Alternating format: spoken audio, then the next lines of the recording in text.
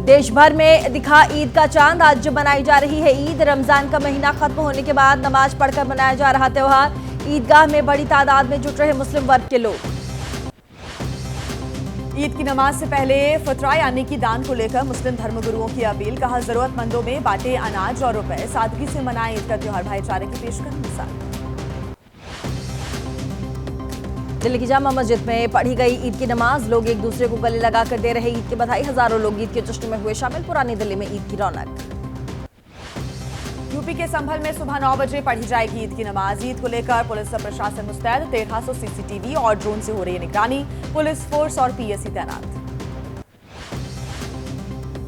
संभल में ईद से पहले प्रशासन ने लिया ईदगाह का जायजा। एसडीएम वंदना मिश्रा के साथ पहुंची पुलिस प्रशासन की टीम। नमाजियों के लिए किए गए इंतजाम, ली गई पूरी जानकारी। यूपी की राजधानी लखनऊ में सुबह 10 बजे पढ़ी जाएगी ईद की नमाज। एसपी अध्यक्ष अखिलेश यादव, डिप्टी सीएम ब्रजेश पाठक समेत कई नेता ईदगाह पहुंचकर देंगे बधाई। लखनऊ में ईद से पहले मुस्लिम पुलिस ने किया फ्लैग मार्च। वहीं संवेदनशील इलाकों का जायजा लिया। लोगों से की शांति के साथ ईद मनाने की अपील। सुरक्षा व्यवस्था के कड़े इंतजाम। जम्मू कश्मीर के डोडा जिले में ईद को देखते हुए सुरक्षा व्यवस्था यहां पर चाक चौबंद की गई है। सुरक्षा बल इलाके में कर रहे पेट्रोलिंग। लोगों की सुरक्षा को लेकर उठाए गए हैं कदम। यूपी के मेरठ में शहर काजी जुनैल रशीदी ने की अपील। कहा, सड़क पर नहीं बल्कि ईदगाह और मस्जिदों में नमाज अदा करें लोग। फरमान ना मानने वाले कार्रवाई के लिए खुद होंगे जिम्मेदार। यूपी के हापुड़ में बैनर पोस्टर्स और अनाउंसमेंट के जरिए हो रही है अपील। लोगों से की जा रही है सड़क पर नमाज नहीं पढ़ने की गुजारिश। शहर काजी ने अपील जारी कर लोगों को समझाया। हापुड़ की 52 मस्जिदों में पढ़ी जाएगी ईद की नमाज। नजमुद्दीन हवारी ने दी है जानकारी। कहा, सड़क पर नमाज पढ़ने पर कार्रवाई हुई तो लोग खुद होंगे जिम्मेदार। लखनऊ में एसपी प्रवक्ता आमिर जामेई ने की लोगों से सादे कपड़ों में ईद मनाने की अपील। कहा, वक्फ संशोधन बिल के खिलाफ जताएं विरोध। काली पट्टी बांधकर ईद मनाएं। यूपी के वाराणसी में भी मनाया जा रहा ईद का त्योहार। ईद से ठीक पहले पुलिस ने किया फ्लैग मार्च। लोगों से की शांति के साथ ईद मनाने की अपील। संवेदनशील इलाकों में सुरक्षा कड़ी की गई। मुंबई में ईद से पहले एआईएमआईएम नेता वारिस पठान का विवादित बयान। कहा, नहीं मिली मस्जिद में जगह तो सड़क पर पढ़ूंगा नमाज। बोले, गिरफ्तार करना चाहते हैं तो कर ले प्रशासन। बीड में हुए मस्जिद धमाके पर असदुद्दीन ओवैसी ने उठाए सवाल। कहा, धमाका करने वालों ने खुद इंस्टाग्राम पर पोस्ट किया वीडियो। पूछा, क्या ये आतंकी नहीं? बीड मस्जिद धमाके पर एआईएमआईएम नेता वारिस पठान का बयान। कहा, बीजेपी नेताओं के नफरती बयानों से मिल रहा लोगों को बढ़ावा। यूएपीए के तहत होनी चाहिए कार्यवाही। बीड मस्जिद धमाके पर एसपी नेता अबू आजमी का बयान। कहा, महाराष्ट्र सरकार से सवाल, धमाका करने वाले आतंकियों पर कौन सी धाराएं लगाए? धर्म देखकर ना की जाए कार्रवाई। उधर मुख्यमंत्री योगी आदित्यनाथ के आदेश के बाद लखनऊ में मीट शॉप पर चेकिंग अभियान शुरू किया गया। मेयर सुषमा खरकवाल ने खुद लिया दुकानों का जायजा। साफ सफाई रखने के निर्देश दिए।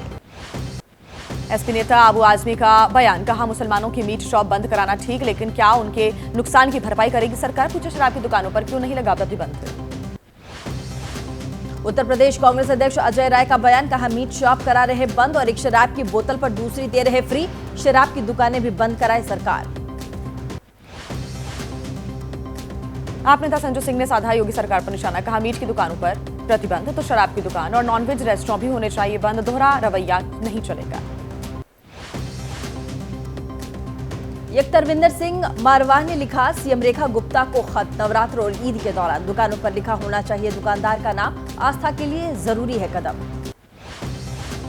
बिहार चुनाव को लेकर सीएम नीतीश के आवास पर हुई एनडीए की बैठक। गृह मंत्री अमित शाह समेत बिहार एनडीए के तमाम बड़े नेता शामिल हुए। चुनाव को लेकर बनी रणनीति।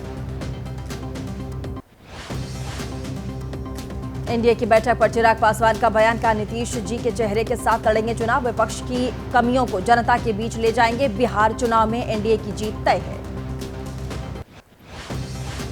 बिहार बीजेपी अध्यक्ष दिलीप जायसवाल का बयान। बिना शर्त समन्वय बनाकर चुनाव की तैयारी में जुटने का मिला संदेश। चुनाव को लेकर बनी है रणनीति।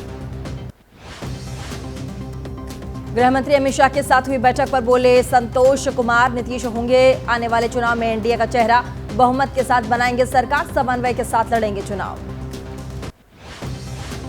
नीतीश के चेहरे पर चुनाव लड़ने के ऐलान पर अखिलेश यादव का तंज। कहा, महाराष्ट्र और मध्य प्रदेश में बीजेपी ने दिया चुनाव की अगुवाई करने वालों को धोखा। नीतीश को सीएम नहीं बनाएगी बीजेपी।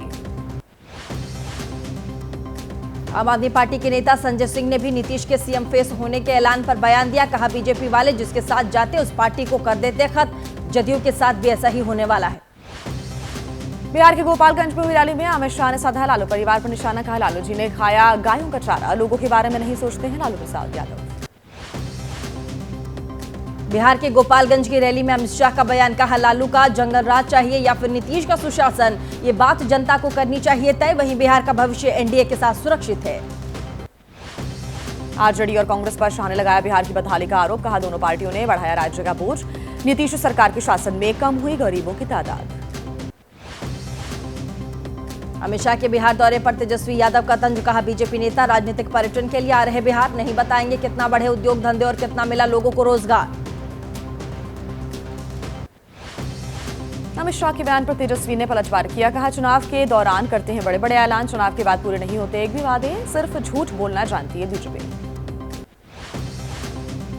राजद सांसद मीसा यादव ने कहा, अमित शाह को नहीं है जानकारी। लालू ने लगवाई 3 फैक्ट्रीज और बनवाई 6 यूनिवर्सिटीज। चुनाव के लिए झूठ बोल रही बीजेपी, साथ ही जनता नहीं करेगी इन पर भरोसा।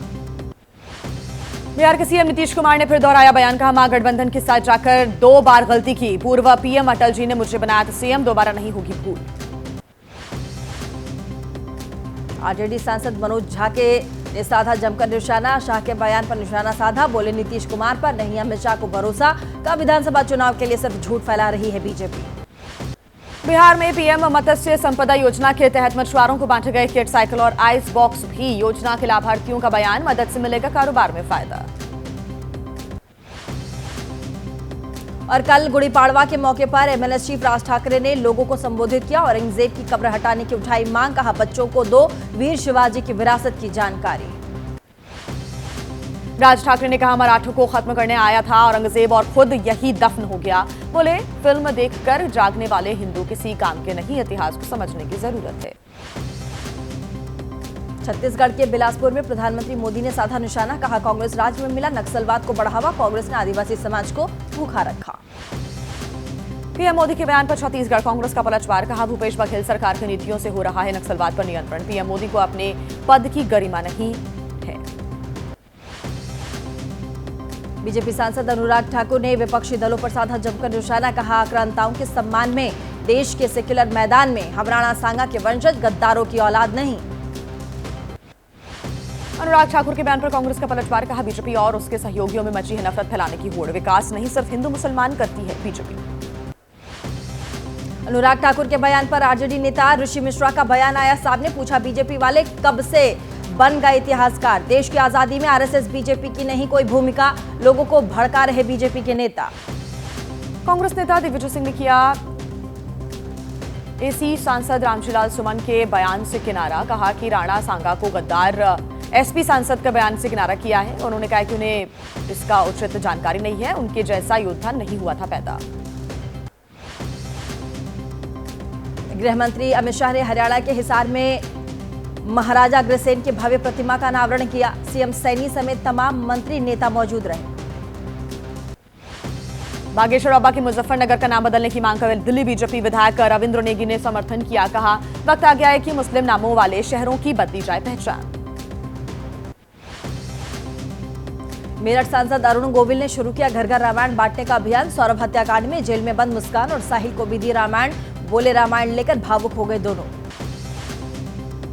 और मुंबई अहमदाबाद एक्सप्रेस वे पर बड़ा हादसा हो गया। पालघर में पुल से नीचे गिरा तेल से भरा टैंकर, रोड पर चारों तरफ फैला तेल, घंटों तक बाधित रहा रोड। हादसे में टैंकर चालक समेत 2 घायल।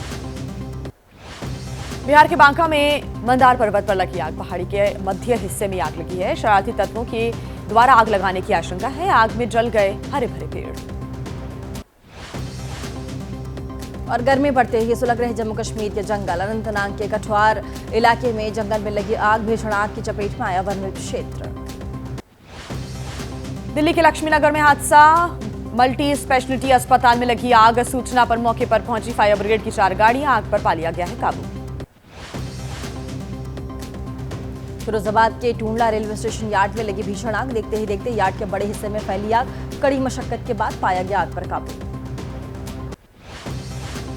तमिलनाडु के डिंडीगुल में हादसा हुआ। कार वर्कशॉप में भीषण आग लगी, लाखों के नुकसान की आशंका। नोएडा सेक्टर 126 इलाके में हादसा। तेज रफ्तार कार ने 2 मजदूरों को मारी टक्कर। चालक पर लापरवाही से कार ड्राइविंग का आरोप है। पुलिस ने चालक को अरेस्ट किया। हिमाचल प्रदेश के कुल्लू में दर्दनाक हादसा। मणिकर्ण गुरुद्वारा के पास टूटकर गिरा एक विशाल पेड़। वहीं हादसे में 6 लोगों की मौत हो गई है, कई लोग घायल हो गए हैं। मध्य प्रदेश के सीहोर में आबादी वाले इलाके में पहुंचा भालू। ग्रामीणों के शोर मचाने पर वापस जंगल की तरफ भागा भालू। पानी की तलाश में आबादी के क्षेत्र में आने की आशंका। राजस्थान स्थापना दिवस पर सूरत में बना वर्ल्ड रिकॉर्ड। 11,000 महिलाओं ने एक साथ घूमर नृत्य कर वर्ल्ड बुक ऑफ रिकॉर्ड्स में दर्ज करवाया अपना स्थान। इससे पहले जयपुर में 6,000 महिलाओं ने घूमर डांस किया था। तय हुई गंगोत्री यमुनोत्री धाम के कपाट खोलने की तारीख। अक्षय तृतीया के मौके पर 30 अप्रैल को खुलेंगे गंगोत्री धाम के कपाट। मंदिर समिति प्रशासन ने शुरू की तैयारियां।